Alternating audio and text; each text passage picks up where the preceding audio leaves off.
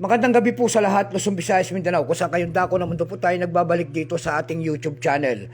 Samuel Soriano TV29 para mag-discuss ulit ng another coins. At ito po ay ating hilig, mangulikta ng barya. Kaya ho tayo nandito nagsisiling ng kanilang mga halaga, ang aking mga koleksyon at isa ho tayong kolektor.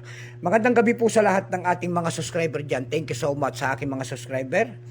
Maraming salamat din po sa nanonood doon sa aking FB page. Thank you so much sa mga nanonood doon sa aking FB page. Thank you so much. Ayan, Samuel Soriano po. Lahat po na nakapalo doon sa aking FB page, maraming salamat po. Ayan, yung mga nagbibigay naman po ng star doon sa aking FB page, thank you so much din po. Kung saan kayong panig na mundo po, ayan, keep safe po sa natin, God bless. Yun naman po, hindi pa po nakapag-subscribe dito sa aking munting channel, anyayaan ko lang sana kayo. At malaking tulong na po ang inyong gagawin tulad ng pagpindot ng ating subscribe button, like and share, para ma-update ko kayo sa mga latest ko pang gagawin mga video po. Meron naman tayong pag-usapang barya, ito po ay barya po ng BSP. Kung tawagin ng ating mga kolektor, ito po ay semi-hard to find, ayan. Year 2000 po. Makikita nyo po ang dalawang imahe po ng lalaki. Ayan, nakaharap po sa kanang bahagi. Sila po si Apolinario Mabini and then Andres Bonifacio and then year 2000 and then mint mark po in the Republika ng Pilipinas. Pagkatalikod doon naman natin yan, makikita ho natin ang year 1993 ang pagtatag ng ating Bangko Sentral and then Catwheel po. Diyan po bumabase ang ating mga kolektor kung anong reverse o die ang isang coins.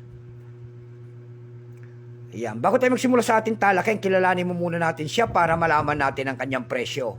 Issue po, Philippines po, Period Republic, 1946 up to date po, type standard circulation coins years. 2000 hanggang 2017, value nito 10 pesos po, nakapalog po sa BSP series.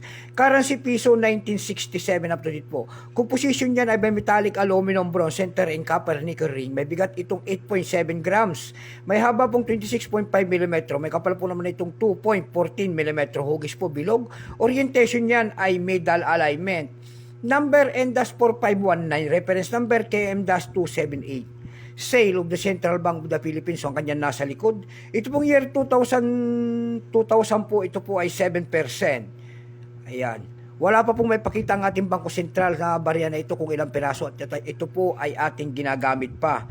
May price na po ito doon sa ating numista.com kung tawagin ng ating mga kolektor. Yung kanyang very fine ay 27 na. Yung kanyang almost uncirculated ay 84 pesos. Ang circulated nito ay nagkakalaga po ng 180 pesos na. Wala ho tayo, napakahirap po magagilap ng kanyang presyo.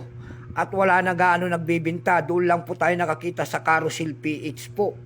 Ay sa eb.com po, mayroon pala tayo nakitang isang piraso nagbebenta nito doon sa ating eb.com.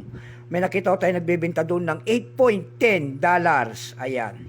Sa Carousel PH naman po, ang seller po ay si Chan Jeril. Ayan. Si Chan Jeril po, yung 2,000 niya doon ay binibenta niya po ng 2,000 pesos. Ayan lamang po ang ating may babahaging kanyang presyo. Sagad na. So hanggang dito na lamang po. Keep safe sa lahat and God bless.